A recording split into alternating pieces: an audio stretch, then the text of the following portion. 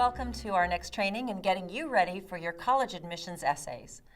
I know many of you have experienced writing creative fiction in school, and all of you have certainly read novels, short stories, and plays for your English classes, so certainly you know a thing or two about literary characters, whether it's Atticus Finch in To Kill a Mockingbird or Romeo and Juliet. Think about the books and plays you've most enjoyed. Did they have boring characters who felt like cardboard cutouts, or exciting ones that seemed like real, living people? As a reader, which characters did you feel most emotionally attached to? I'm guessing you didn't weep for the dull, forgettable ones.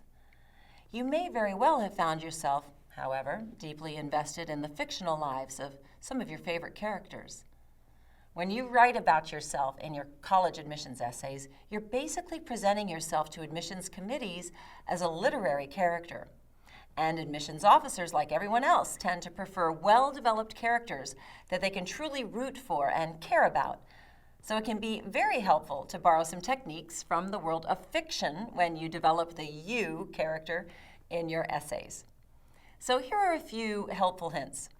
Writers often talk about the difference between flat characters and round ones. Flat characters are easily forgettable. They often stand in for an idea, but they don't feel like they're actually real. Another way to think of a flat character could be as a stereotype or even a brand.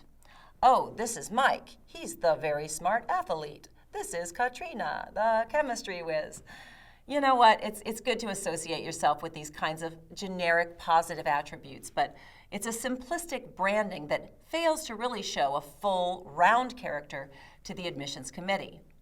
A round character is one that feels real, like they're dimensional. It's a character you want to actually hang out with, the one who almost feels like they could be one of your friends.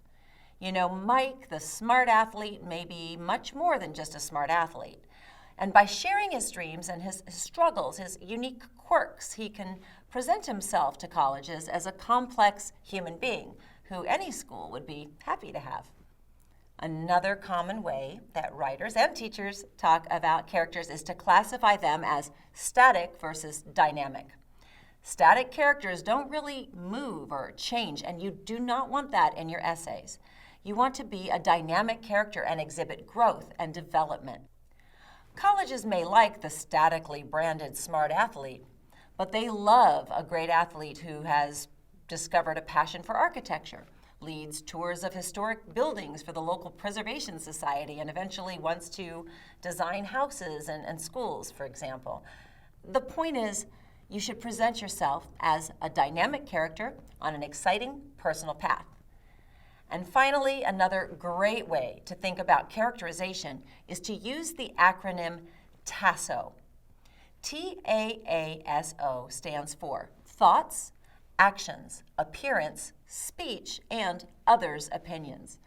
These are 5 different ways that you can develop yourself as a character. So think about the you character in your non-fictional essay and keep this strategy in mind. You can create a round, dynamic character by sharing your thoughts, showing specific actions you've taken, by describing your appearance at a particular moment in your life. You can also show yourself off as a character by showing some of the things that you've said in direct or indirect quotes, or even talking about what others have said about you. That's called remote evidence and can be a really powerful tool. Remember, you're not just a brand or a stereotype. You're a real 3-dimensional person getting ready to go to college. Display that in your essay. Write the you that you would want to read.